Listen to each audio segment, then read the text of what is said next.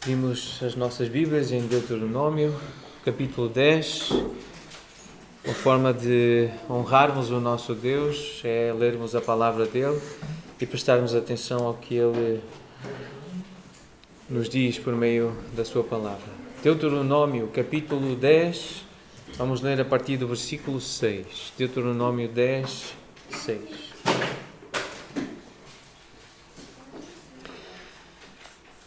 Partiram os filhos de Israel de Beerote Bene Jaacã para Moserá.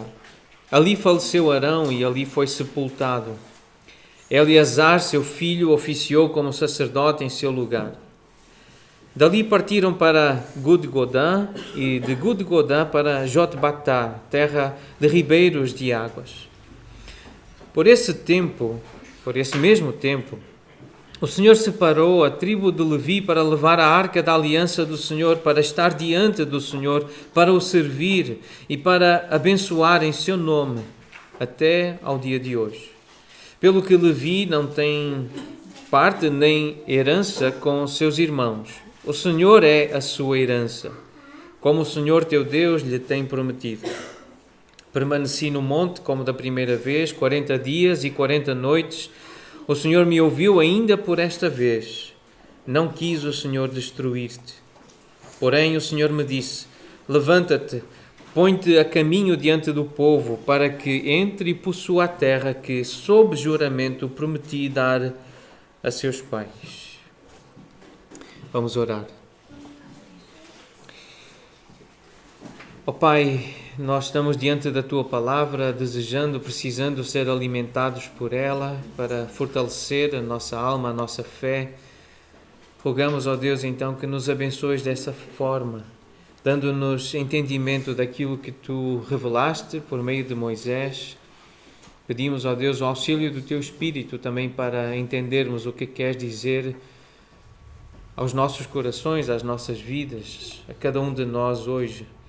Pedimos ao Pai que abençoes então este momento à volta da Tua Palavra. É para a Tua honra, é para a Tua glória que o fazemos. E é por amor a Jesus. Amém.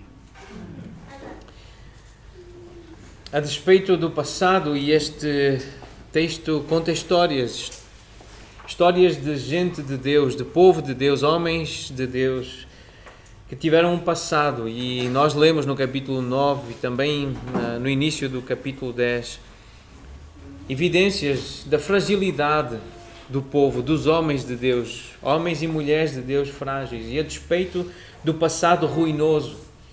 A história traz esperança porque o Senhor é gracioso, e vamos ver isso nesta história. A partir desta história vamos ver sobre a graça de Deus.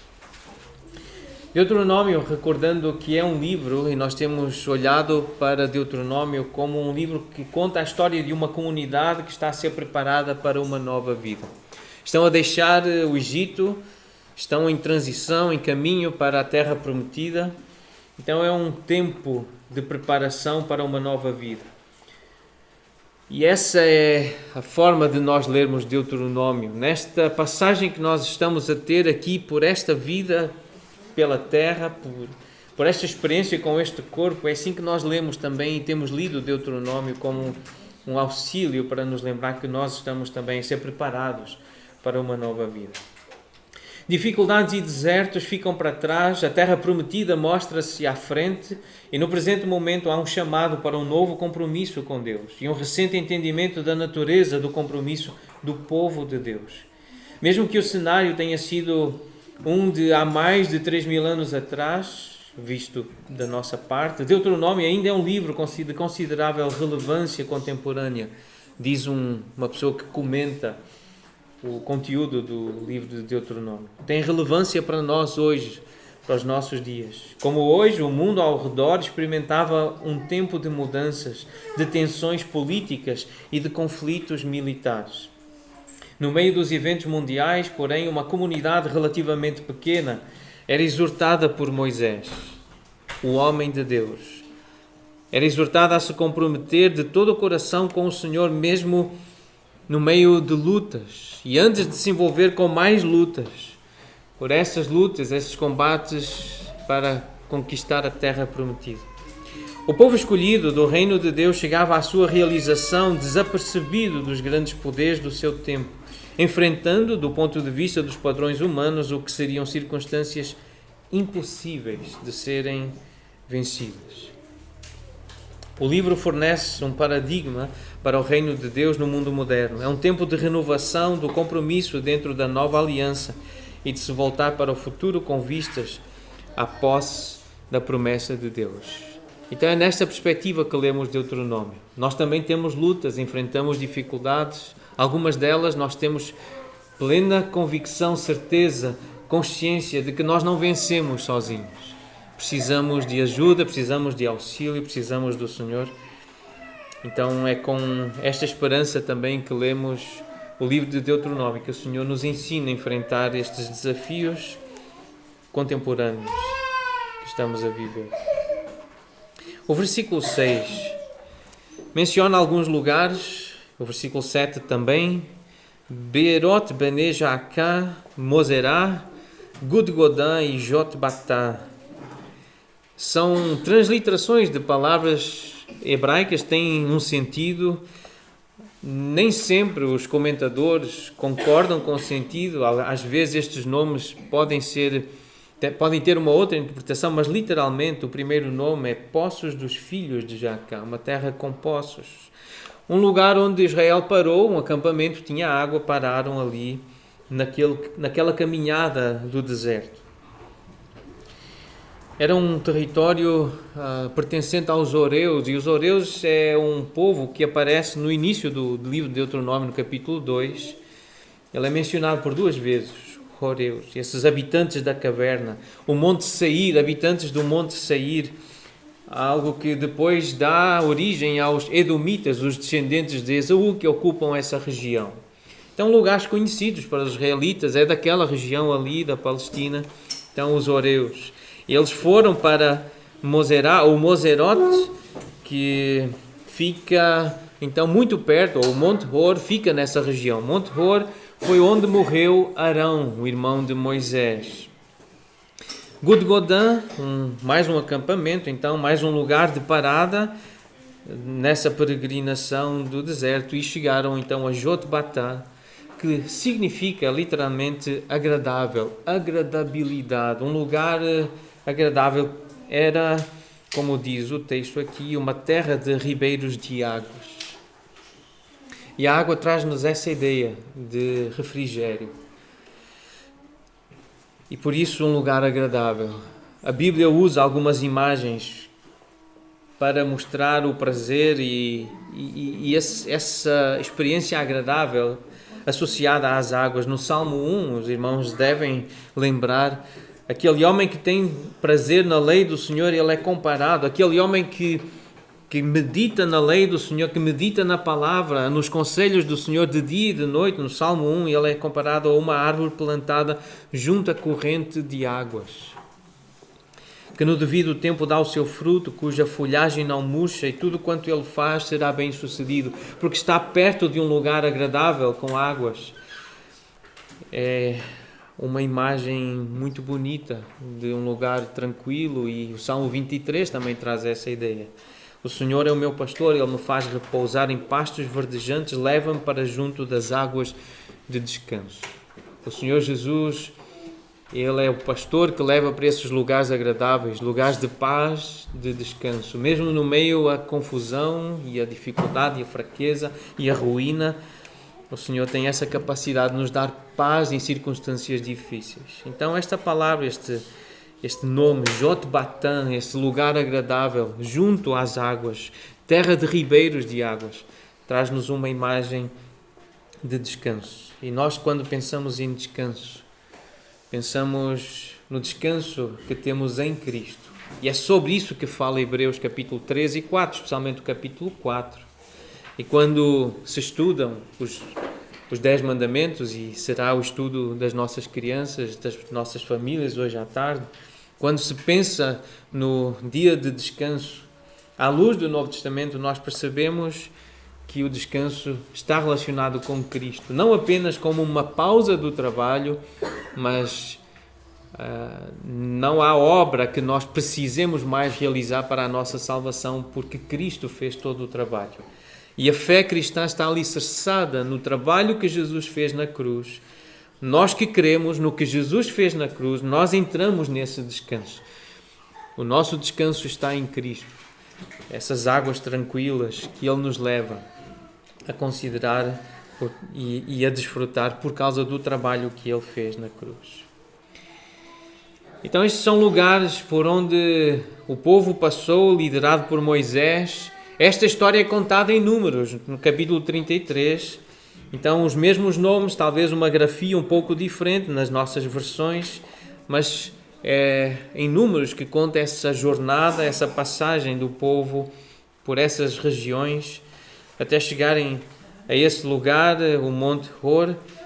Algo interessante que num comentário diz sobre estes lugares, a localização geográfica específica destes lugares não é conhecida com exatidão.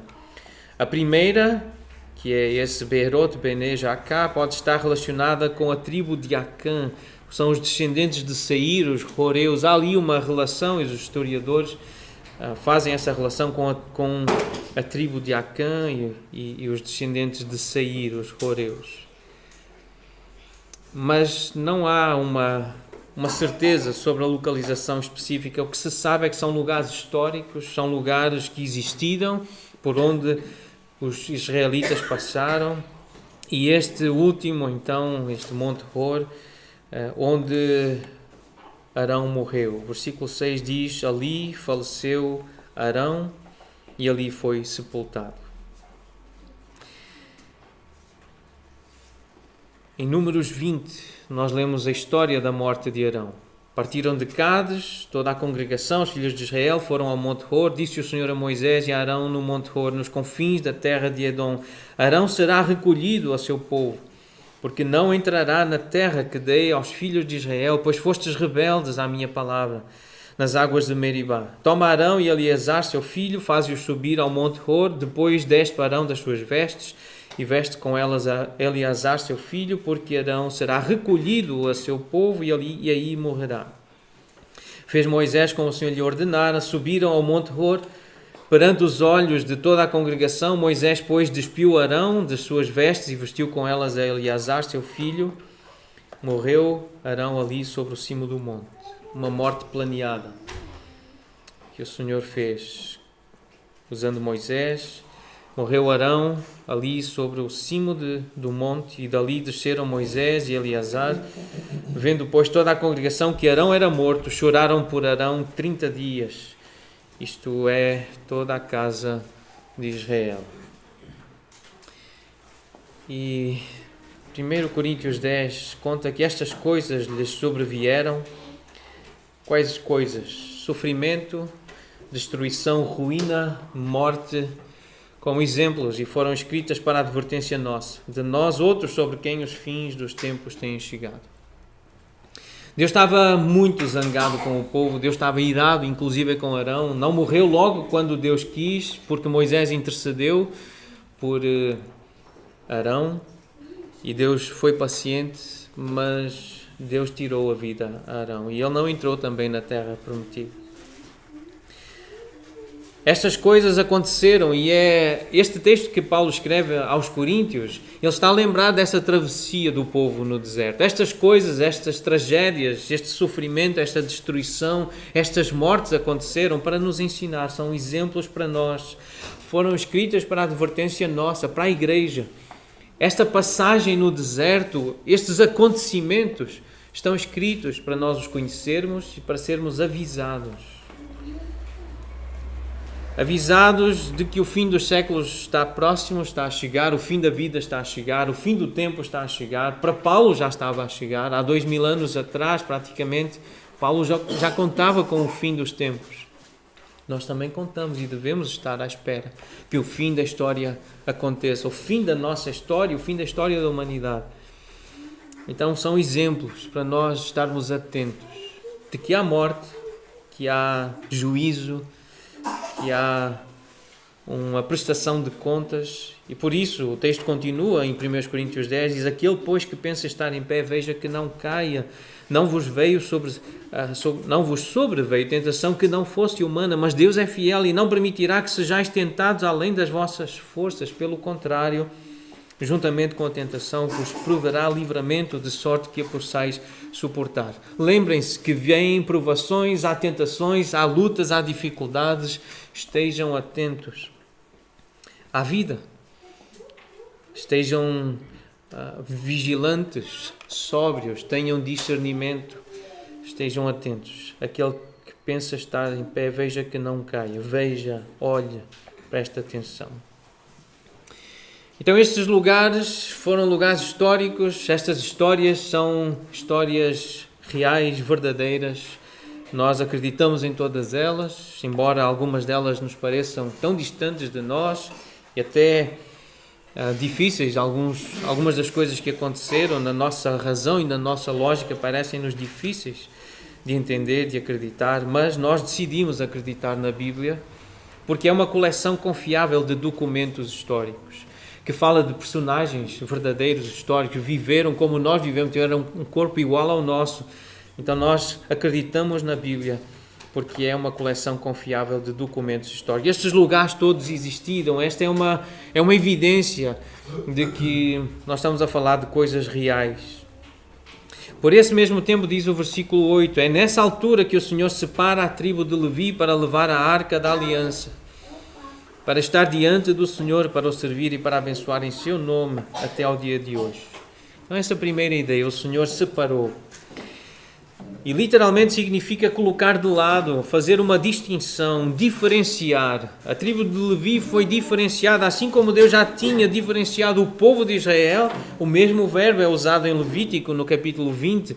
Diz, eu sou o Senhor vosso Deus que vos separei dos povos. O Senhor diferenciou Israel de todas as outras nações, distinguiu, colocou de lado, separou. Assim como o Senhor fez com Israel, Ele fez com uma tribo, a tribo de Levi. Os descendentes de Levi são chamados levitas, os sacerdotes. Eles também foram separados pelo Senhor. Algo que Deus fez lá atrás e Ele continua a fazer, a separar, a escolher, a distinguir.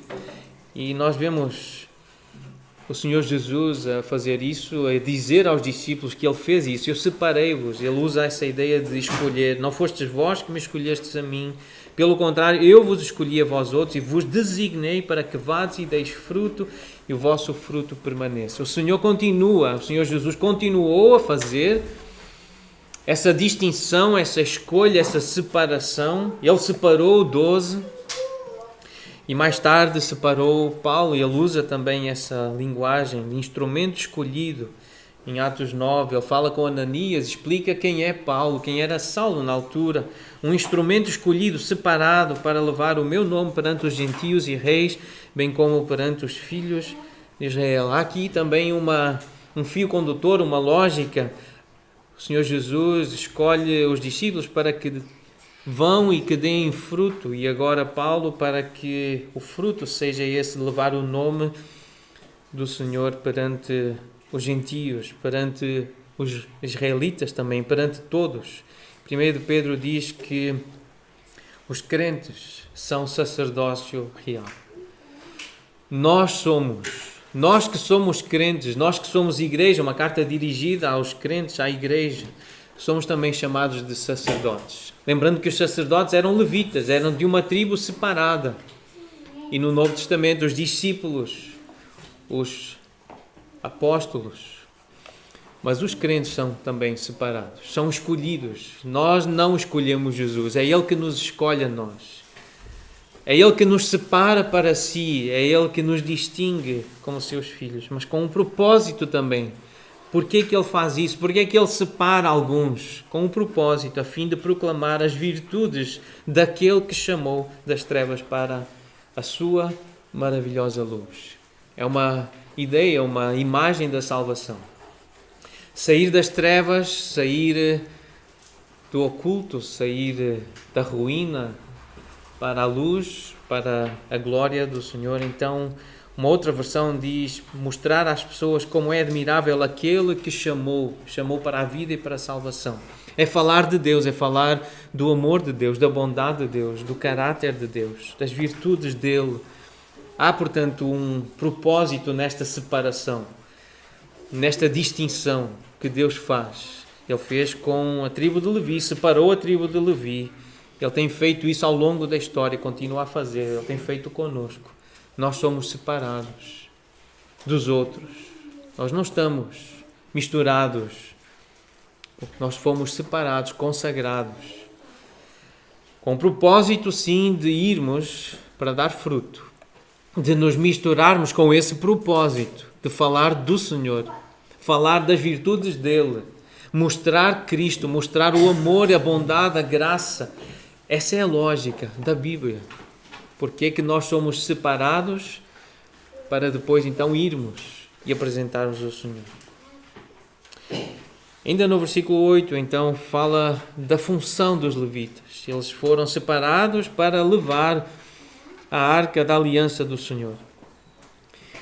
Algum tempo atrás, então, nós falamos sobre a arca, esse símbolo visível da presença do Senhor, esse lugar de encontro no mais íntimo santuário, o Santo dos Santos, onde o Senhor revelava a sua vontade aos seus servos. Inicialmente, nós lemos que a arca guardava uma urna de ouro contendo o maná, guardava o bordão de Arão que floresceu, a vara de Arão e também as 2 tábuas da aliança que continham os 10 mandamentos. Mais tarde, talvez por deterioração, nada havia na arca. Nós lemos em 1 Reis, no capítulo 8, no tempo de Salomão, já não havia nada na arca, senão as 2 tábuas de pedra que Moisés ali pusera junto ao Horebe, quando o Senhor fez aliança com os filhos de Israel ao saírem da terra do Egito.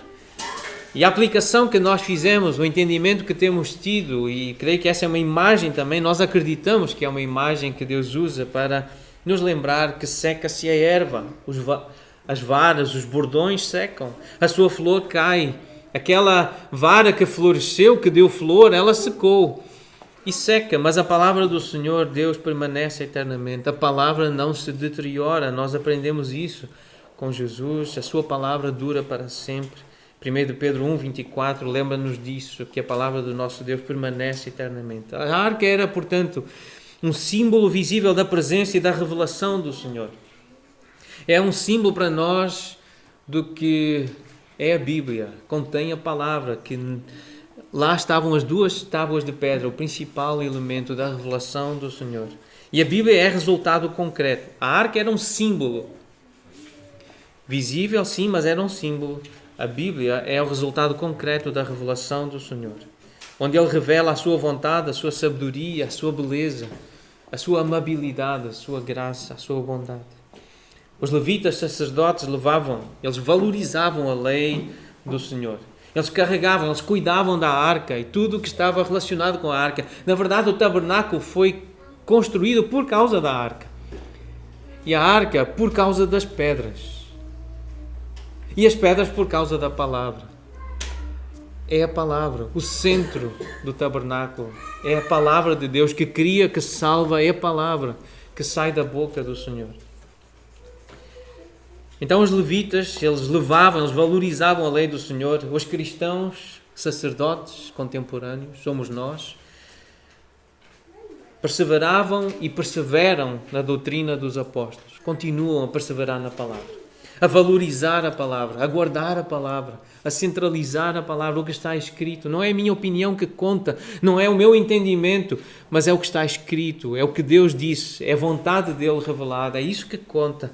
Os cristãos, os sacerdotes do nosso tempo, este sacerdócio real, estes que foram separados para servir a Jesus, falar das virtudes dele, também perseveram na doutrina que lhes foi confiada, no ensino que receberam de Jesus por meio dos apóstolos do Novo Testamento.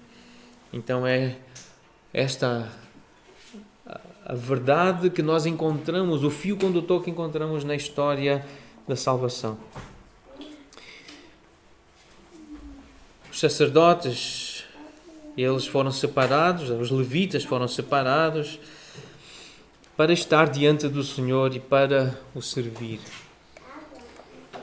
Eles eram encarregados de conduzir o culto, de oferecer os sacrifícios e de outros assuntos relacionados ao santuário onde a arca era guardada. Esta era a função deles, inclusive a limpeza, a arrumação, montagem do tabernáculo. Eles ocupavam-se com essas coisas cujo centro era a palavra. Havia os sacrifícios, que eram feitos de acordo com a lei do Senhor, com a palavra do Senhor. Então eles estavam diante do Senhor para o servir. Essa era a função dos levitas, estar diante do Senhor, estar conscientes de que estavam perante o Senhor, na sua presença, diante dele, e que estavam a servi-lo.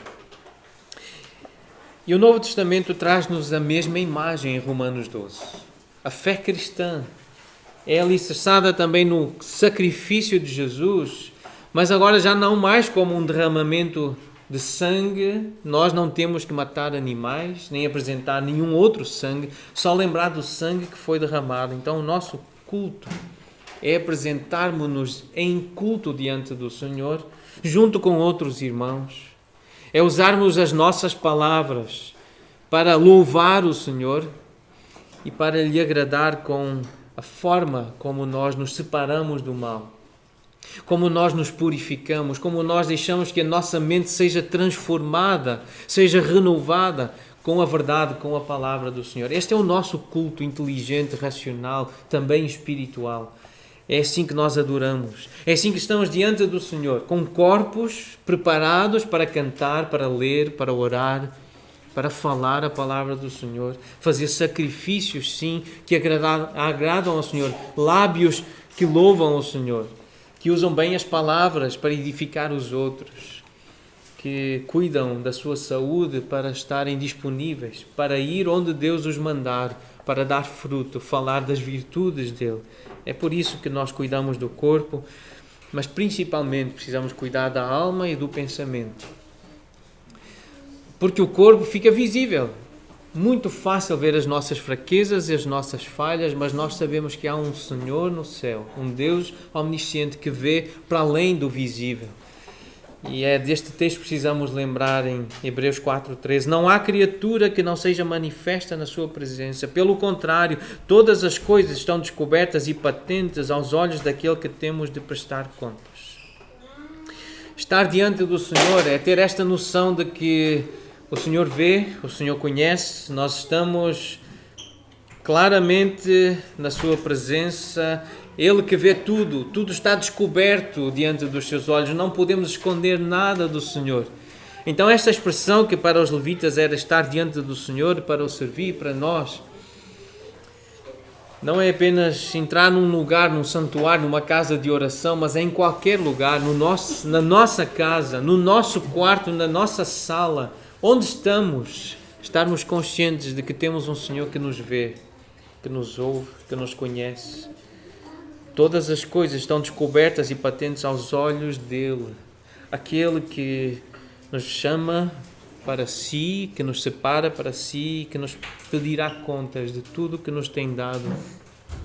Esta é a realidade bíblica acerca de estar diante do Senhor, de estar na sua presença e de o servir.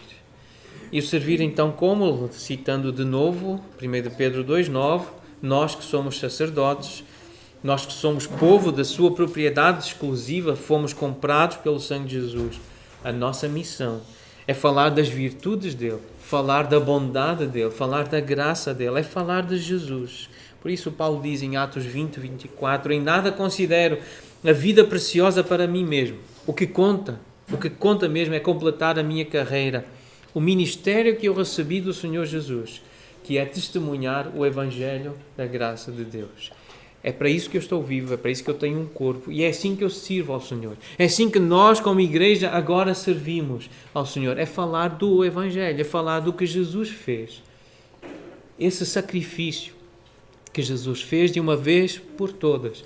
O nosso papel como crentes é falar do Evangelho, é falar de Cristo, a obra de Jesus na cruz. Lembrar que Ele morreu, isso tem uma implicação, nós também precisamos morrer para nós mesmos, negar a nós mesmos, desistir da nossa vida aqui na terra, de lutarmos pelos nossos direitos e prazeres e vivermos para tornar a justiça de Cristo conhecida e para lhe agradar a Ele, para o prazer dEle, para o louvor da sua glória.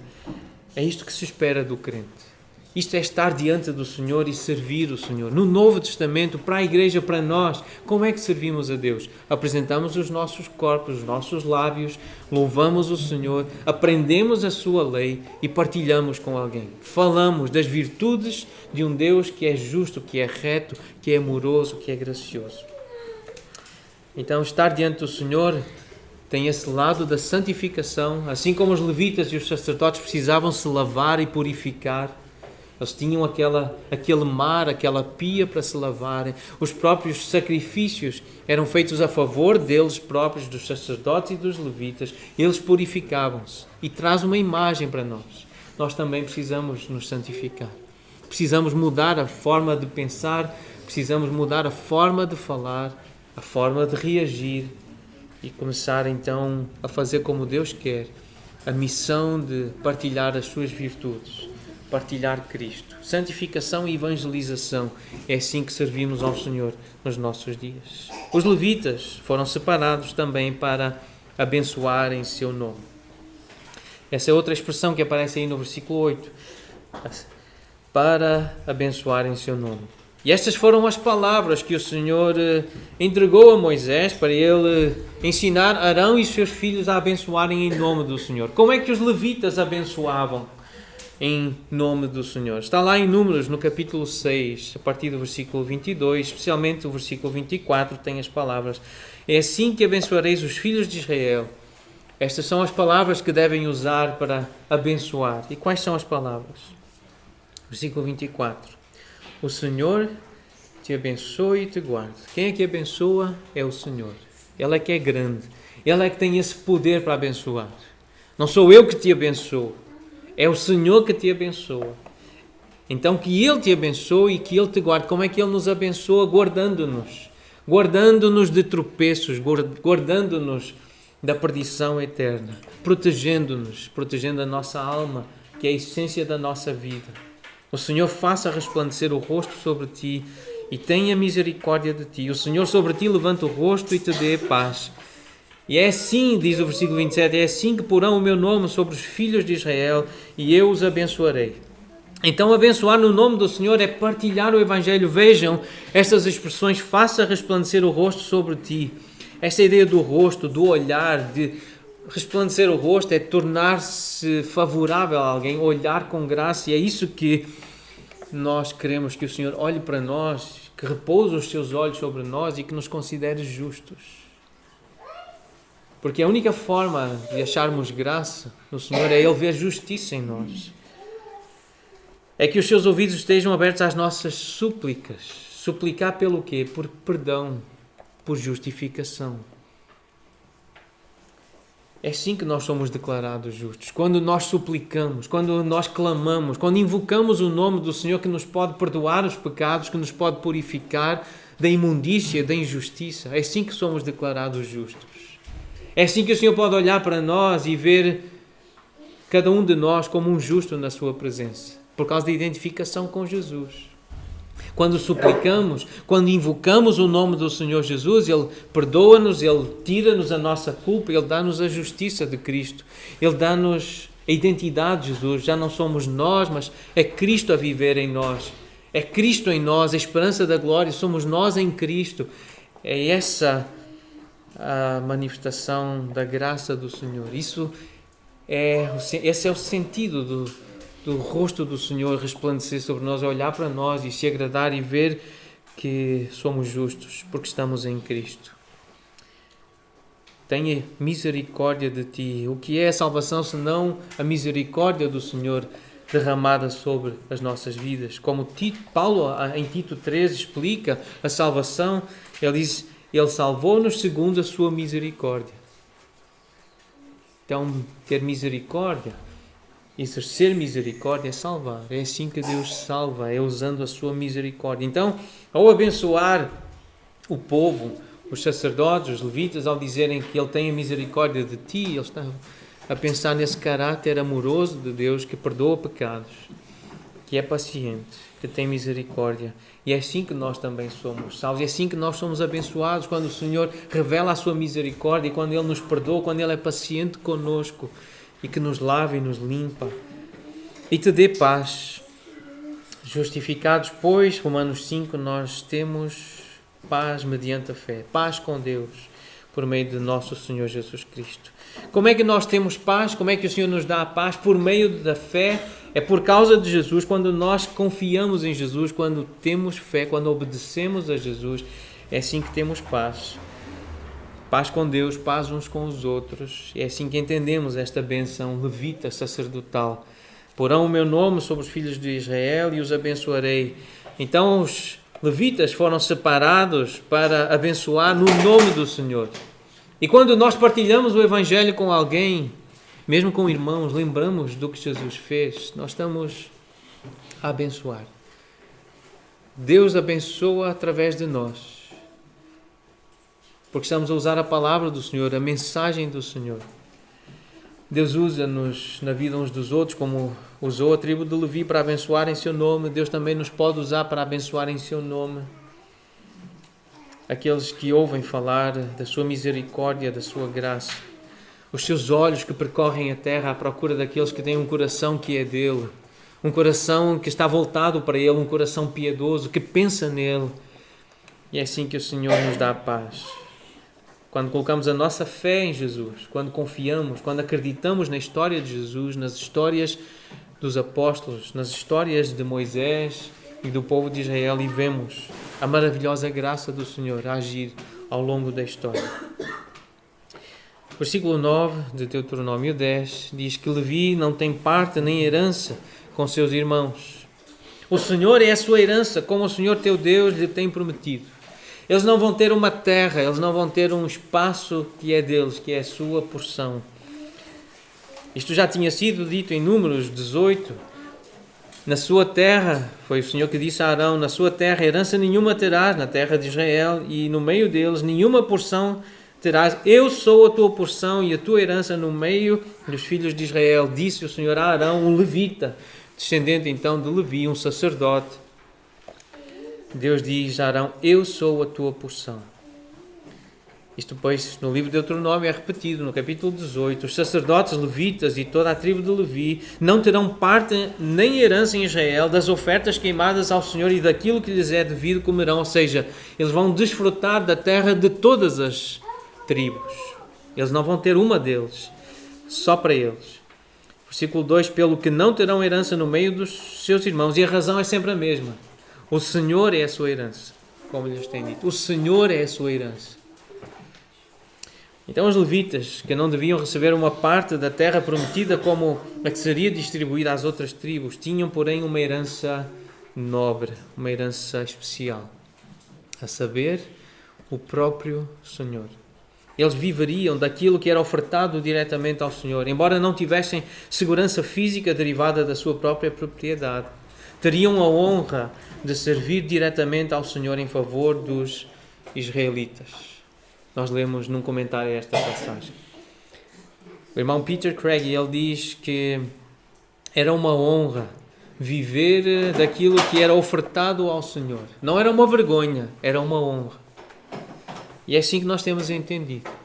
Os servos do Senhor, os missionários, os obreiros, os pastores, são sustentados. É uma honra ser sustentado por ofertas. Aquilo que é dado como para o Senhor e que chega às famílias que estão a servir ao Senhor. Aqueles homens, mulheres que têm sido separados para servir ao Senhor, deve ser considerado como uma honra. Em Ezequiel ainda é mencionado e relembrada esta ideia, bem mais à frente na história. Em Ezequiel 44 nós lemos, os sacerdotes terão uma herança. E qual é a herança dos sacerdotes? Diz o Senhor, eu próprio, eu sou a sua herança. Não lhes dareis possessão, Israel, eu sou a sua possessão.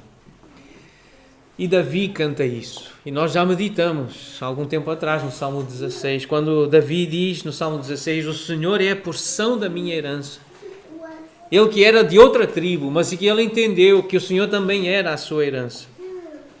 Eu digo ao Senhor: tu és o Senhor, não, outro bem eu não possuo senão a ti somente. Tu és o bem, a riqueza que eu tenho. É muito linda a minha herança, diz Davi no Salmo 16. O Senhor tem sempre a minha presença. Ele está diante de mim, eu quero olhar para Ele, eu quero pensar nele. Isto é um sinónimo de piedade. Piedade pode ser definida como viver a pensar, ou pensar muito em Deus, na vontade, na glória ou na dependência de Deus. É alguém que vive o dia a pensar em Deus, pensa muito em Deus, pensa o quão dependente é de Deus, o quanto Deus é merecedor da sua atenção, do seu louvor, da sua glória, de glorificar a Deus, de lhe dar a honra que Ele merece. Isso é piedade. Isso é ter o Senhor como herança, como um bem precioso. Mais importante que qualquer outro bem aqui na terra. E aos levitas, aos sacerdotes foi dito: vocês não terão herança nenhuma aqui na terra. Mas é exatamente o que Jesus diz aos discípulos. É isso que Jesus nos ensina. Foi isso que nós estudamos em Lucas 14. O que é ser discípulo de Jesus, se não considerá-lo muito mais importante, precioso, valioso do que a nossa própria família e até a nossa própria vida. Quanto mais coisas, terras, casas, roupas, é o Senhor que deve ter valor para nós. Precisamos aprender a ser levita, a ser sacerdote, a ser crente, a ser discípulo com o que está escrito. Este é o padrão de ser crente, de ser fiel, de ser verdadeiramente um filho, um homem, uma mulher de Deus, de ser piedoso, viver a pensar ou pensar muito em Deus, na vontade de Deus, na glória de Deus, na dependência de Deus. É isto que Deus espera de nós, também que o consideremos a nossa herança. No fim das contas se vamos ter alguma coisa, alguma riqueza, algum bem, é o Senhor ou nada, ou é a perdição. Ou temos o Senhor, ou não temos nada. Ou temos ruína e destruição. Então aprendamos desde já a valorizar aquele que será. Ele é a nossa herança. Quer queiramos, quer não.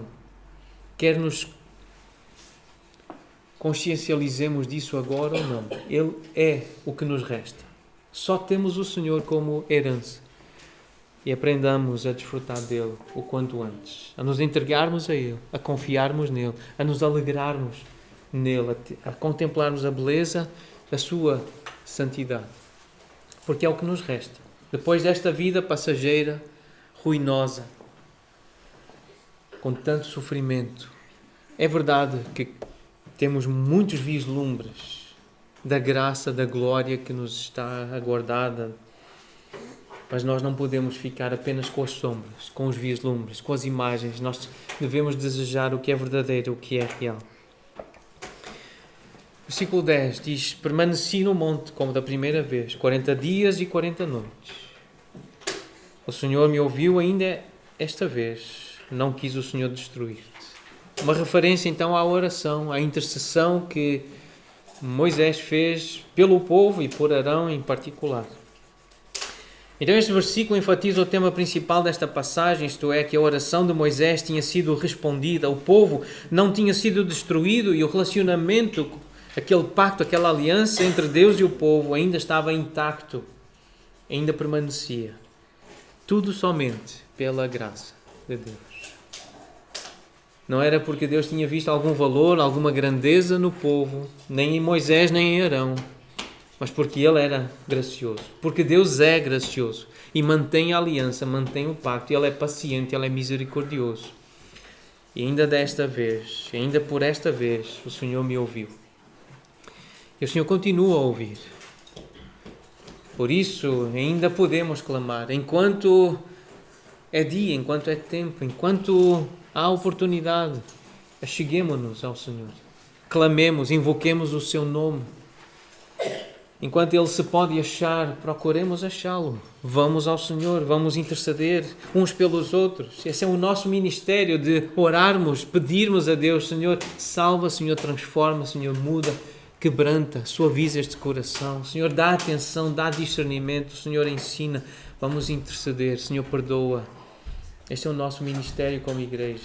Perseverar também na oração para que haja salvação. Lembrando que as misericórdias do Senhor são a causa de não sermos consumidos. As suas misericórdias não têm fim.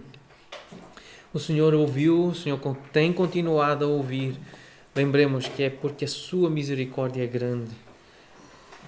Versículo 11, o Senhor me disse: levanta-te, põe-te a caminho diante do povo, para que entre e possua a terra que sob juramento prometi dar a seus pais. Levanta-te e põe-te a caminho. Já intercedeste, já oraste, agora levanta-te e põe-te a caminho. Anda. Quantas vezes nós precisamos disto? Quantas vezes nós estamos tristes, estamos desanimados, estamos às vezes frustrados, irritados também com o pecado dos outros, com o nosso próprio pecado, enfraquecidos. Mas nós precisamos de ouvir isto. Levanta-te, põe-te a caminho diante do povo. Põe-te a caminho diante da tua família, dos teus amigos, dos teus colegas. Põe-te a caminho. Anda adiante deles. Nós precisamos de liderança. O Senhor sabe disso, que nós precisamos de líderes. Não havendo sábia direção, cai o povo, diz a sabedoria bíblica em Provérbios 11. Precisamos de pessoas que nos dirijam, que vão adiante de nós, homens e mulheres, que se levantem depois de orar, depois de ouvir o Senhor e que nos mostrem a direção. Romanos 12 fala de presidir. O que preside, que o faça com diligência. Precisamos de pessoas, de homens que nos liderem, diligentes, que trabalhem com firmeza para entender a revelação do Senhor, que ouçam com atenção aquilo que Deus diz para poderem presidir, poderem liderar. O Novo Testamento traz várias imagens para a vida da igreja, da liderança na vida da igreja. 1 Tessalonicenses 5:12. Irmãos, acatem com apreço os que trabalham entre vós, os que vos presidem no Senhor e vos admoestam. É papel deles vos liderar, vos guiar, estarem à vossa frente, diante de vocês ou ao vosso lado, para vos admoestar, para vos chamar a atenção para o Senhor, para mostrar qual é o caminho que o Senhor quer que andem. Outro texto, 1 Timóteo 3.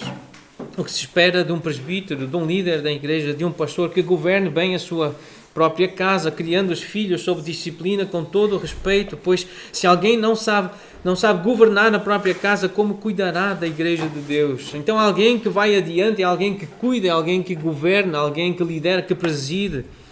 1 Timóteo 5:17, devem ser considerados merecedores de dobrados honorários os presbíteros que presidem bem, com especialidade os que se afadigam na palavra e no ensino. Aqueles que, de novo, esta ideia de presidir, de liderar, está relacionada com a palavra. Só pode presidir bem e guiar bem e dar sábia direção se ouvir a palavra, se ouvir o que os apóstolos ensinaram, inspirados pelo Espírito de Jesus. Só assim dá para presidir e dirigir bem. E só assim dá também para obedecer aos guias, para ser um guia e estar submisso. É quando os guias, os líderes realmente usam a palavra para mostrar que cuidam de nós, cuidam da nossa alma, velam pela alma, como quem deve prestar contas. Que façam isso com alegria e não gemendo, porque isso não aproveita a vós outros. E para aproveitar a nós outros precisamos de guias, precisamos de líderes, pessoas que se levantem e que vão adiante de nós e que falem connosco e que nos admoestem, porque é bom para a nossa alma. Nós precisamos disso. 1 Pedro 5, palavra aos pastores, aos presbíteros. Pedro diz: eu falo com os presbíteros que são pastores como eu. Pastoreai o rebanho de Deus que há entre vós, não por constrangimento, mas espontaneamente, como Deus quer, tornando-vos modelos do rebanho. Como nós precisamos de homens assim. Que Deus nos dê líderes assim, que se levantem e que andem e que vão adiante de nós e que nos mostrem como agradar a Deus. Precisamos ser assim uns para os outros. Precisamos ser assim intercessores. Somos chamados sacerdotes para sermos assim uns na vida dos outros. Não apenas um a fazer tudo pelo grupo todo, mas uns na vida dos outros. Temos sido chamados sacerdócio real, povo de Deus. Cada um de nós tem uma responsabilidade de conduzir a própria vida, de a dirigir de acordo com aquilo que aprende de Jesus, da sabedoria bíblica. Mas como igreja, cada um no seu lugar, mas sabendo o seu papel de cuidarmos uns dos outros como Deus quer, sendo exemplos, imitadores de Jesus, para sermos também imitados. Que Deus nos dê homens e mulheres assim. Faça de nós homens assim e mulheres que ouvem o Senhor, ouvem a lei do Senhor, falam com Ele, intercedem, mas depois levantam-se e andam de acordo com a voz do Senhor. E a parte final do versículo 11 fala da terra que o Senhor prometeu sob juramento dar aos pais dos israelitas. Eles que entrem e que possuam a terra. Diz ao povo para andar, para marchar, possuir a terra que sob juramento prometi dar a seus pais. Mais uma vez uma referência à aliança, ao pacto e à fidelidade do Senhor às suas promessas. Eu prometi, então eu vou dar. Eles precisam caminhar, eles precisam marchar. Eu darei força também para eles caminharem, para marcharem, para guerrearem, para conquistarem. Mas eles têm que obedecer. Então diz ao povo para marchar, para andar, para ir. Mas é o Senhor que dá. É o Senhor que faz. E no cântico, neste livro, no capítulo 32, Moisés, ele canta, nesse cântico que está registado neste capítulo 32, ele diz: eis a rocha, suas obras são perfeitas, porque todos os seus caminhos são juízo. Deus é fidelidade. Não há nele injustiça, ele é justo e reto. Deus é fidelidade. Ele prometeu, ele fará. Ele é fiel. Então, lembrança aqui, eu prometi dar, então eu vou dar. Porquê? Porque o Senhor, Ele é um Deus fiel. Isso é cantado nos Salmos. Davi canta isso em salmos diferentes. Ele repete essa ideia no Salmo 36, no Salmo 57 e no Salmo 108. As mesmas palavras dizem assim ao Senhor: a tua benignidade chega até aos céus, até às nuvens, a tua fidelidade. Quando se quer dizer que algo é muito grande, é para lá das nuvens, é grande, vai até ao céu, vai para além do céu. Essa até linguagem infantil, linguagem das crianças. É tão grande, tão grande, tão grande, que vai para além do céu. Esta era a admiração de Davi perante o caráter fiel do Senhor. O Deus que cumpre as suas promessas, que é fiel às suas promessas. Salmo 86, versículo 15, lemos: tu, Senhor, és Deus compassivo e cheio de graça, paciente e grande em misericórdia e em verdade. Estas são as virtudes que precisamos proclamar do nosso Deus. Deus é fiel. Ele é compassivo, Ele é misericordioso, Ele é cheio de graça. Nós precisamos lembrar isto, precisamos dizer isto uns aos outros. É por isso que adoramos o Senhor. No Salmo 146 diz que feliz, bem-aventurado é aquele que tem o Deus de Jacó, o Deus de Moisés, o Deus de Abraão, o Deus dos israelitas, o Deus de Arão, o Deus de Davi, mas é o Deus de Pedro, de Tiago, de João, de Mateus. Bem-aventurado aquele que tem este Deus por seu auxílio, cuja esperança está no Senhor seu Deus, e que fez os céus e a terra, o mar e tudo o que neles há, e mantém para sempre a sua fidelidade. Que feliz é o homem que tem um Deus que é fiel, um Deus que cumpre as suas promessas. Ele cumpre e fará. Um Deus que chama, separa para si e que ninguém arrebata da sua mão, porque Ele é fiel ao seu chamado, ao seu chamamento, ao seu convite, à sua ação. Deus é fiel e Ele mantém para sempre a sua fidelidade. Por isso ninguém perde a salvação. Perder a salvação é uma forma errada de dizer que alguém se afastou do convívio da igreja, se afastou do convívio dos crentes, mas na verdade nunca foi salvo. Essa é a única forma coerente de ler as Escrituras. Porque a salvação é um ato da graça de Deus, é Ele que chama, é Ele que capacita, é Ele que guarda, é Ele que carrega. Então ninguém perde o que não ganhou. Nós não ganhamos a salvação, nós não a conquistamos, portanto nós não a podemos perder. podemos é chegar à conclusão de que nós nunca fomos do Senhor. Nunca fomos salvos. Isso é uma trágica conclusão, que nós não temos herança nenhuma. Nós não temos nada que nos aguarda de bom. É uma triste conclusão, mas é a única que nos ocorre, lendo a Bíblia com atenção. Diante daquilo que está dito, Deus, Ele mantém para sempre a sua fidelidade. Ele chama, Ele guarda, Ele salva, Ele protege. Fiel é Deus, diz Paulo em 1 Coríntios 1. Fiel é Deus, pelo qual fostes chamados à comunhão do seu Filho Jesus Cristo, nosso Senhor. Nós fomos chamados, fomos separados para ter comunhão com Jesus. Isto é ser crente. É ter comunhão com Jesus e com o povo de Jesus, os servos de Jesus, os discípulos de Jesus, os amigos de Jesus. Isto é ser crente. E somos crentes porque o Senhor é fiel. É Ele que vos confirmará. É Ele que nos guardará do mal, do maligno, segundo as Tessalonicenses 3. É o Senhor que faz.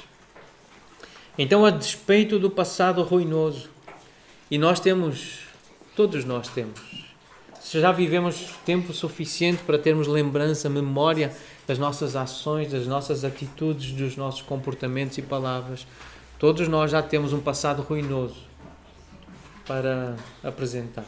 Apesar disso, despeito do passado ruinoso, a história traz esperança, porque o Senhor é gracioso. A história de Deus com Israel, a história revelada, contada em Deuteronômio, mostra que podemos ter esperança.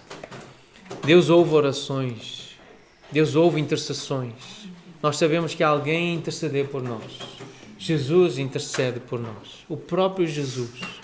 O Espírito Santo intercede por nós. Nós estamos a ser alvo de oração de próprio Deus e pessoas de Deus. Então o que é que nos resta senão cantar a bondade e a justiça?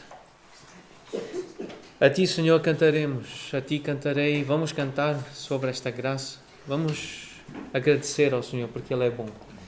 É isso que nos cabe fazer, anunciando as suas virtudes, agradecendo a sua bondade.